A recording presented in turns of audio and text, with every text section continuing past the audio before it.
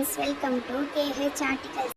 இப்போ நம்ம என்ன வீடியோ பார்க்க போகுதுனாக்கா, எப்படி வந்து மருதாணியில் வந்து ஸ்டிக்கர் வச்சு விடலாம் அப்படின்னு சொல்லிட்டு வாங்க பார்க்கலாம்.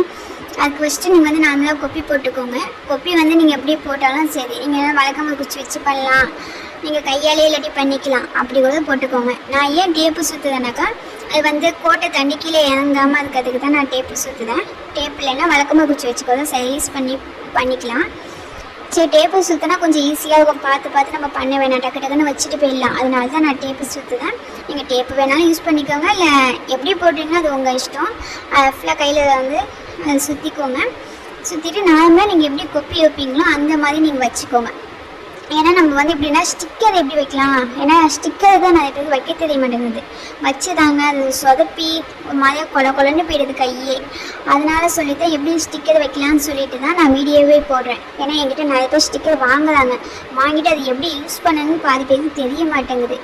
அதனால் வச்சுட்டு இனிமேல் கை வீணாக போயிடுச்சு, ஒழுங்காக விழ மாட்டேங்குது, அசிங்கமாக இருக்குது, இப்படியே தான் நிறைய பேர் சொல்லிட்டு இருக்காங்களா. நானும் ஒருத்தவங்கள்ட்டே சொல்லிட்டேன், மருதாணி இப்படி அரைங்க அப்படி அரைங்கன்னு சொல்கிறேன். நிறைய பேருக்கு தெரிய மாட்டேங்குது. சரி, என்னடா பண்ணலாம், நம்மளே எப்படி அரைக்கலாம், எப்படி வைக்கணும் அப்படின்னு சொல்லிட்டு வீடியோ போட்டுடலான்னு சொல்லி தான் வீடியோ போட்டிருக்கோம். பாருங்கள், தெரிஞ்சவங்களுக்கு தேவைப்படாது, தெரியாதவங்களுக்கு கொஞ்சம் பார்த்து வேணால் தெரிஞ்சுக்கலாம். ஒன் டைம் பார்த்துட்டாலே போதும், நெக்ஸ்ட் டைம் வைக்கும்போது நீங்களே வச்சுக்கலாம். என்ன மருதாணி மட்டும் கொஞ்சம் நல்லா ஸ்ட்ராங்காக இருக்க மாதிரி பார்த்துக்கோங்க. இலவெல்லாம் இருந்துச்சுனாக்கா கையில் வச்சாக்கா ஸ்ப்ரெட் ஆகிடும், கெட்டியாக இருக்க மாதிரி பார்த்துக்கோங்க, ஓகேங்களா. மற்றபடி குப்பியெல்லாம் வந்து நீங்கள் எப்படி போடுவீங்களோ சரி அந்த மாதிரி போட்டுக்கோங்க. வச்சதுக்கப்புறம் நம்ம எப்படி வந்து ஸ்டிக்கர் வைக்கலான்னு சொல்லிட்டு பார்க்கலாம், ஓகேங்களா. அது மட்டும் பார்த்துக்கோங்க. கொப்பிலாம் நீங்கள் நார்மலாக வைக்கிற மாதிரி தான் வச்சுக்கோங்க. கொப்பி ஃபுல்லாக நம்ம வச்சதுக்கப்புறம் நம்ம வந்து மெஹந்தி ஸ்டிக்கர் வந்து எப்படி வைக்கலான்னு வந்து பாருங்கள். இப்போ கொப்பி ஃபுல்லாக வந்து முடிஞ்சிச்சு.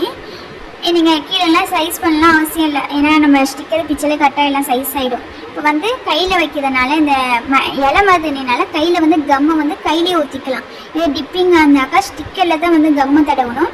இதே ஃபெஃபிகாயிலே அந்த மாதிரி இருந்துச்சுனாக்கா ஸ்டிக்கர்லேயே தடவிக்கலாம். ஏன்னா ஃபெஃபிகாயில் பட்டுச்சுன்னா அந்த இடம் வந்து போன் வந்து கொஞ்சம் லைட்டாக சிவக்கும், அதனால தான். இப்போ நான் எப்படி வைக்கிறேன் பாருங்கள். கரெக்டாக அந்த ஸ்டிக்கர் வந்து கம்மில் கரெக்டாக ஒட்டி இருக்கணும், தூக்கிட்டுலாம் இருக்கக்கூடாது, ஓகேங்களா. கரெக்டாக இருக்க மாதிரி பார்த்துக்கோங்க. பார்த்துட்டு மருதாணி கொஞ்சம் ரவுண்டு பண்ணி அப்படியே மேலோரமாக வச்சு லைட்டாக அமுக்கி விடணும்.